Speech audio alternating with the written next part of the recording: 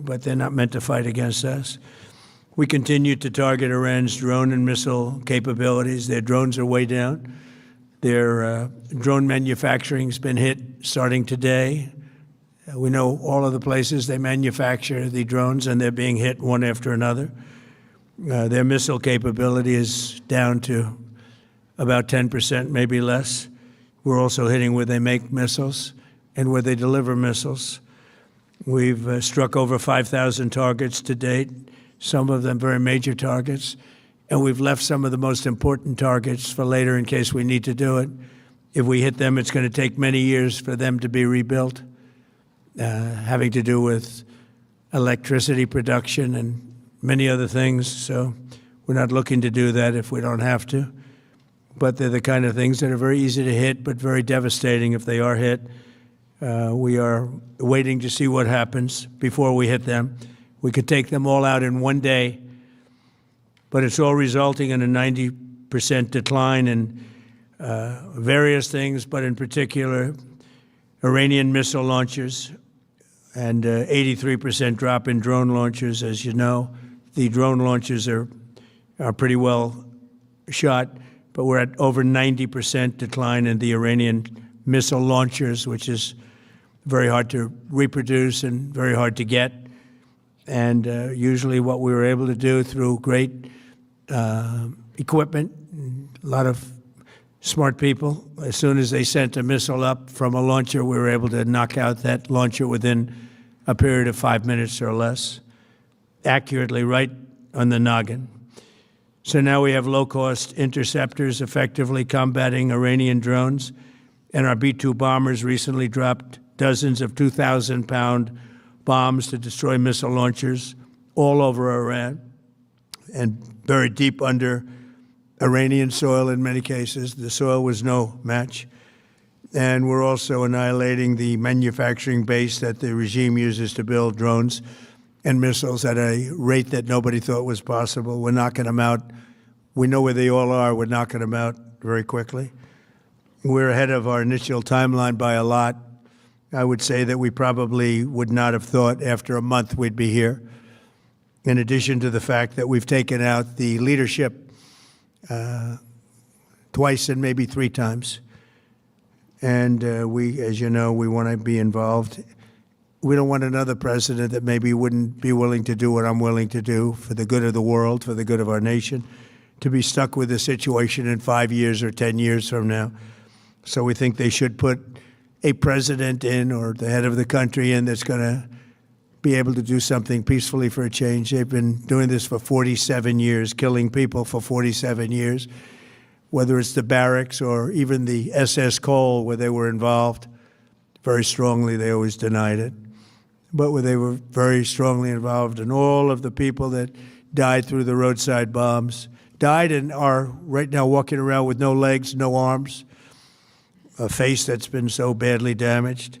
The Iranian regime has been attacking Americans and spreading terror for 47 years, and despite these countless opportunities to renounce their nuclear ambitions, which they had just a short while ago, they told Mr. Witkoff, who is standing right over here, they said, they actually said, we want to keep building. Essentially, in a real nutshell, we want to continue to build nuclear weapons. If we didn't knock out Midnight Hammer, if we didn't knock out their Iranian potential, if we didn't do that with Midnight Hammer, they would have had a nuclear weapon. They would have used it long before now. And at a minimum, Israel would have been annihilated. I was very lucky that we had the courage to do that we had the talented pilots and the great equipment. The B-2 bombers are unbelievable. We ordered 25 more, by the way. The newer, better version. It's we have the greatest military in the world. We have the greatest equipment in the world by far. You see that no matter where we go. You still need the people, though, to operate it and to use it. And those are the people that we cherish. Even after we obliterated their key nuclear sites in Operation Midnight Hammer, they never negotiated in good faith. They still continued to say, we want to build nuclear. We want enrichment at levels that were unacceptable.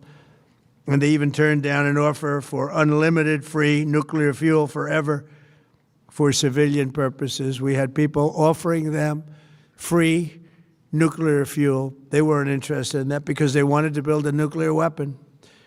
So instead, the regime was trying to reconstitute its weapons program at a different site. They couldn't go back to where they were, the 3 sites that we obliterated, but they were starting work at another site, a different site, different kind of a site, and that was protected by granite.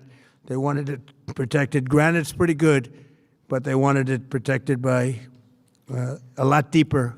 They wanted to go a lot deeper, and they started the process while rapidly building conventional ballistic missiles. They were going to do it all at the same time that threatened our overseas bases and soon could have reached even our homeland. The regime's intention was to use this exponentially growing ballistic missile threat to make it virtually impossible to prevent them from obtaining a nuclear weapon. So as you probably saw, they had a tremendous number of missiles, most of which are now being used or destroyed, and very unsuccessfully used because we have been able, for the most part, to shoot them all down. What incredible technology. The Patriots have been unbelievable, and other things. And the laser technology that we have now is incredible. It's coming out pretty soon. Where literally lasers will do the work of, at a lot less cost, do the work of what the Patriots are doing or what other things are doing. The situation was very quickly approaching the point of no return, and the United States found it intolerable, in my opinion, based on what Steve and Jared and Pete and others were telling me, Marco, so involved, that I thought that they were going to attack us. I thought they would, if we didn't do this at the time we did it, I think they had in mind to attack us. And if you notice, they did something which was very foolish, very stupid, I would say. They attacked their neighbors. And their neighbors were largely neutral, or at least weren't going to be involved, and they got attacked. And it had the reverse effect. The neighbors came onto our side and started attacking them, and actually quite successfully. If you look at Saudi Arabia, you look at UAE, Qatar, and others, but they were strong and they were smart, but they got attacked. Nobody, when I first heard it, I said, no, somebody made a mistake. There was no mistake. UAE had over 1,000 missiles shot at it, knocked them almost all down. On the very first day I came down the escalator in 2015, I said, quote, I will stop Iran from getting nuclear weapons, and all I'm doing is keeping my promise. Think of that. That was in 2015. I said it. It was a threat then and a much bigger threat now, but no longer a threat, not for a long time anyway. We want to keep it that way. As we continue Operation Epic Fury, we're also focused on keeping energy and oil flowing to the world, and I will not allow a terrorist regime to hold the world hostage and attempt to stop the globe's oil supply. And if Iran does anything to do that, they'll get hit at a much, much harder level. I will take out those targets that were easy and that I mentioned just before. We'll take them out so quickly, they'll never be able to recover, ever. If they want to play that game, they better not play that game. In the long run, oil supplies will be dramatically more secure without the threat of Iranian ships, drones, missiles, nuclear menace, or anything. So the Strait of Hormuz is going to remain safe. We have a lot of Navy ships there. We have the best equipment in the world, inspecting for mines.